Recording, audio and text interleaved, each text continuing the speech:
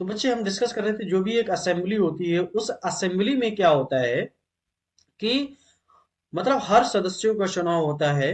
अध्यक्ष होता है, उपाध्यक्ष होता है, ठीक है ना। उसका मुख्य अतिथि होता है, ठीक है ना। इसी प्रकार से जब डॉक्टर राजेंद्र प्रसाद को अध्यक्ष के रूप में चुना गया था, किसको? डॉक्टर राजेंद्र प्रसाद को किसके रूप में चुना गया था? अध्यक्ष के रूप में चुना गया था। उसी प्रकार डॉक्टर उसी प्रकार doctor H C Mukherjee, H सी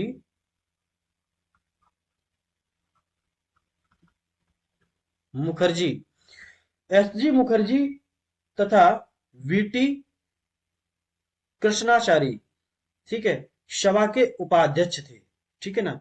अध्यक्ष भी होता है, किसी कोई भी असेंबली होती है तो उसमें अध्यक्ष और उपाध्यक्ष दोनों होते हैं। ठीक है।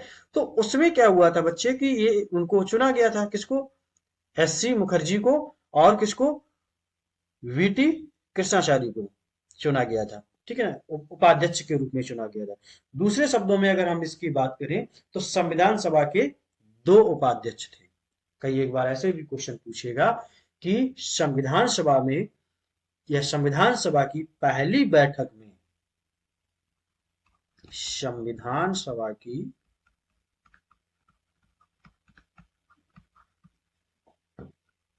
पहली बैठक में, थोड़ा राइटिंग का है, अभी मैं आपको केवल समझा रहा हूं टॉपिक को। पहली बैठक में कितने उपाध्यक्ष थे? तो दो उपाध्यक्ष थे। कितने? ठीक है, दो उपाध्यक्ष थे। ठीक है। तो ऐसे क्वेश्चन पूछ दिया जाता है। अब जैसे असेंबली ऑर्गेनाइज होती है, असेंबली को ऑर्गेनाइज होती है, तो सबसे पहले डिस्कशन ये होता है कि देखिए हम अगर कोई भी कार्य करते हैं, ठीक है ना, तो सबसे पहले उसकी हम रणनीति को बनाते हैं कि रणनीति किस प्रकार की होनी चाहिए। ठीक है ना। तो पहली बैठक तक तो हम आ गए हैं कि अब हमारा संविधान तो बनने जा रहा है। ठीक है ना। तो संविधान में जो भी कानून बनेंगे, जो भी नियम बनेंगे, वो ऐसे नियम होने चाहिए जो हमारे भारतीय नागरिक के आधार पे होने चाहिए और उनके सापेक्ष भी होने चाहिए। ठीक है। तो सबसे पहले अगर हम बात करते हैं, जब संविधान का निर्माण होता है, जब संविधान का निर्माण होता है तब वो क्या कहते हैं जैसे संविधान निर्माण की प्रक्रिया जैसे स्टार्ट होती है तो सबसे पहले, सॉरी, मान लीजिए जैसे आप लोग जब एग्जाम देने जाते हो तो पहले भूमिका बनाते हो ना कि इस समय से इस समय तक हमें पढ़ना है और ऐसे ऐसे हमें ये चैप्टर ऐसे ऐसे तैयार करना है। संविधान के निर्माण की भूमिका,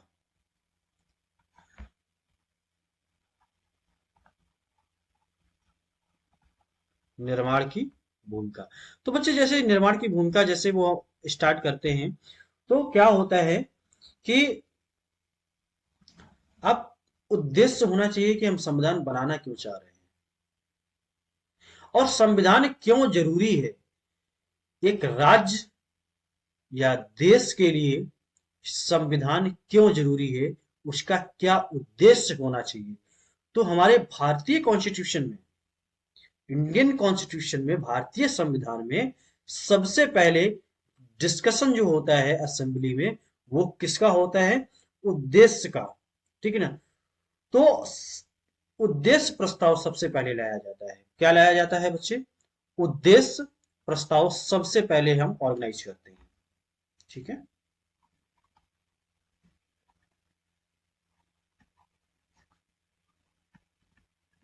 उद्देश्य प्रस्ताव, तो हम डिस्कस करेंगे उद्देश्य प्रस्ताव के उस पर कि उद्देश्य प्रस्ताव क्या था।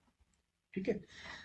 अब 13 ऑफ दिसंबर 1946 में, 13 ऑफ दिसंबर 1946 में पंडित नेहरू ने, किसमें? 13 ऑफ दिसंबर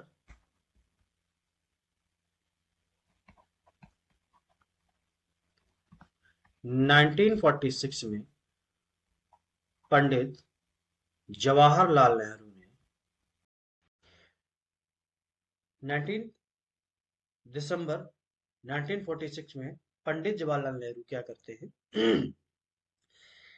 जो असेंबली होती है उसको एक ऐतिहासिक उद्देश्य उसका प्रस्ताव करते हैं। ठीक है, कौन? पंडित जवाहरलाल नेहरू। क्वेश्चन प्रीलिम्स में ऐसे पूछ सकता है।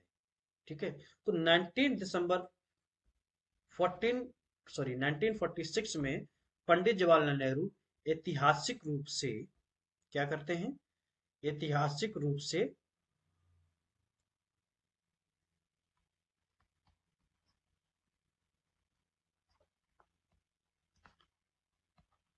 ऐतिहासिक रूप से क्या करते हैं? उद्देश्य प्रस्ताव लाते हैं। उद्देश्य प्रस्ताव पेश करते हैं। अब उनका उद्देश्य प्रस्ताव होता कैसा है ये देखिए। जैसे आते हैं पंडित जवाहरलाल नेहरू, कब आते हैं? 13 दिसंबर 1946 में आते हैं और अपने उस प्रस्ताव को क्या करते हैं? रखते हैं। ठीक है, और उसको पेश करते हैं। तो प्रस्ताव में होता क्या क्या है? बहुत अट्रैक्टिव बात है और बहुत मजा आएगा, इंटरेस्टेड बात है ये।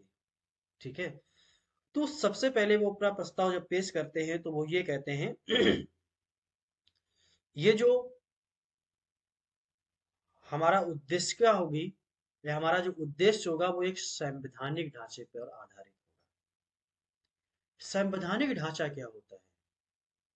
संवैधानिक ढांचा होता है बच्चे कि उसकी जो हमारा भारत होगा, जो हमारे कानून होंगे, ठीक है ना, उसके अकॉर्डिंग हम उसको कैसे आगे बढ़ाएंगे।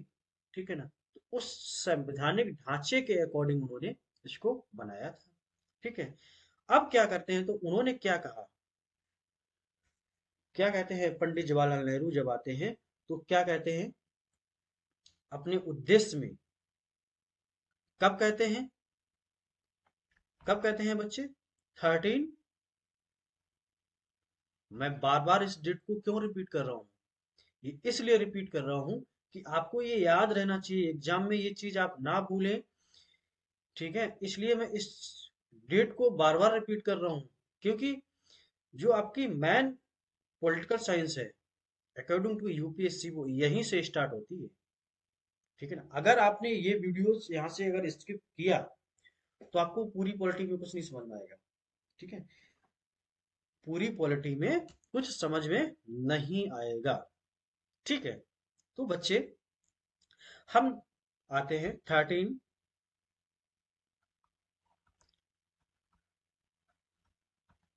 दिसंबर 1946 में पंडित जवाहरलाल नेहरू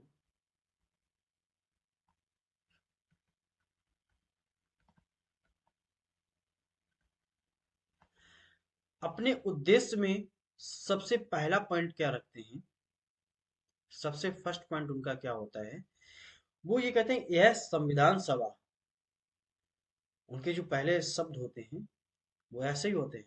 कैसे? कि ये जो संविधान सभा, ये जो असेंबली जो ऑर्गेनाइज की गई है, ये किस लिए की गई है? तो उसको बताते हैं। सबसे पहले कहते हैं ये संविधान सभा भारत को एक स्वतंत्र, एक स्वतंत्र, संप्रभु,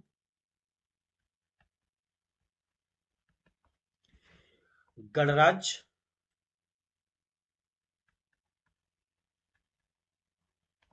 घोषित करते हैं। घोषित करते हैं। तो पंडित जवाहरलाल नेहरू अपने फर्स्ट असेंबली में और फर्स्ट उद्देशिका में क्या कहते हैं कि हमारा भारत देश स्वतंत्र, मतलब किसी पर डिपेंडेंट नहीं है, इंडिपेंडेंट रहेगा। कैसा रहेगा? इंडिपेंडेंट, इंडिपेंडेंट रहेगा, संप्रभु, ठीक है ना, किसी पर निर्भर नहीं रहेगा। गणराज्य, हमारा भारत एक गणराज्य होगा।